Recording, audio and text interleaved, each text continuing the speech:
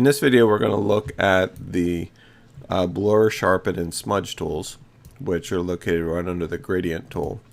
And they're pretty self-explanatory, as you would imagine. The blur tool does blurring, and the sharpen tool does exactly that. And there can be some definite benefits to using both, especially in photograph type situations. As with many of these tools, you have the ability to control strength, how it's actually applied. So in other words, you may not want to blend the photo itself, but blend the color. So that can be an interesting way of handling it. Or blur, excuse me. But one application is, let's say that we want this tomato right here to stand out from this background. I can actually use the blur tool. Let's just increase the strength to 100 for effect. I can actually use the blur tool to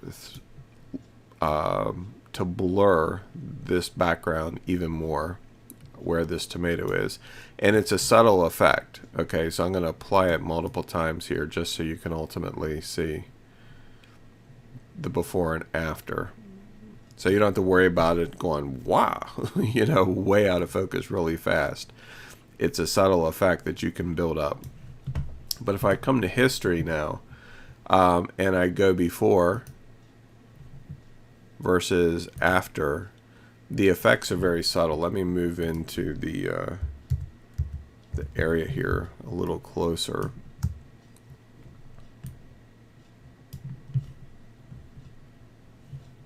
So if we go before, after, look at the edge, this right hand edge of the stem, you'll see the difference. There's before, notice how it's a fairly sharp edge, and then after it's a lot softer. So I can go in and continue to work on it and blur it. Like I mentioned, it's a subtle effect, so you don't have to worry about getting carried away. So again, the effect is a little bit more pronounced.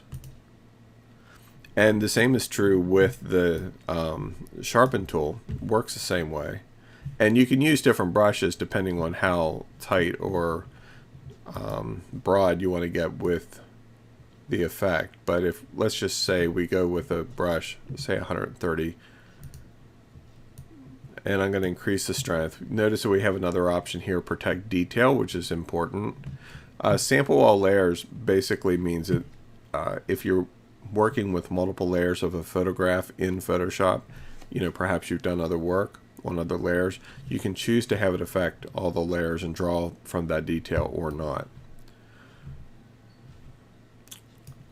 Now, one thing that I will tell you about the sharpen tool is that while it does sharpen, it doesn't perform miracles. Okay, so like right here we have this leaf and stem area of the tomato, and if I apply the sharpen to it, it will sharpen it.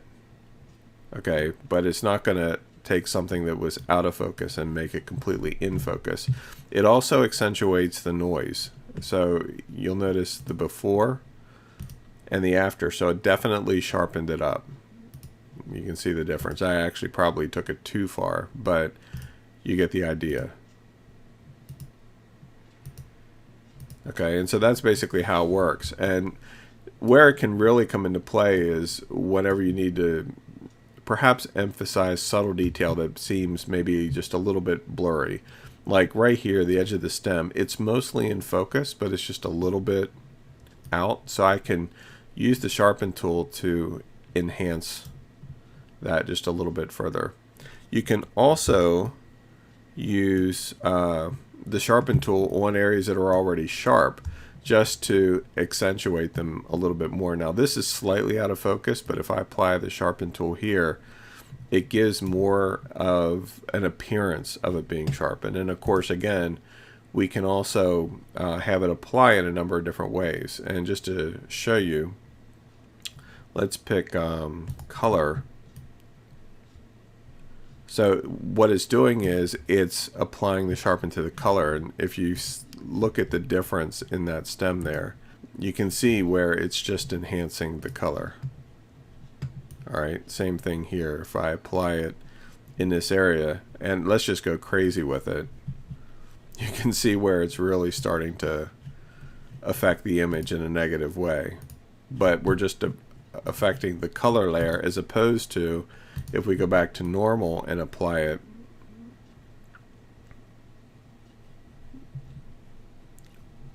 we're sharpening detail, but it's also affecting the appearance of the noise in the image and all of that. Okay. The smudge tool, again, works very similar to the blur and sharpen tool, and it does what you think it would do. It smudges the image. So you can see where if I click and apply,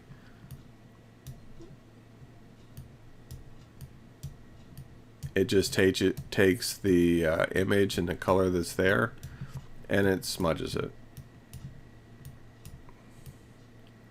Now in some cases you can use this in a pretty cool way to create some interesting effects that are more like move effects. Like if I went to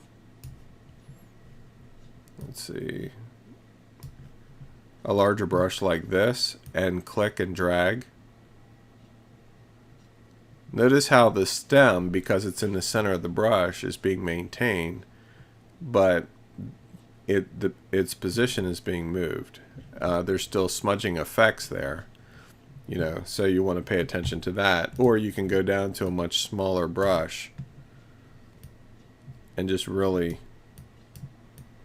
use this as kind of a paint tool, like a way of painting on top of your photographs, kind of like what we explored before with the brush tools, because this is in effect a brush tool, but you're just smudging the color that's already there.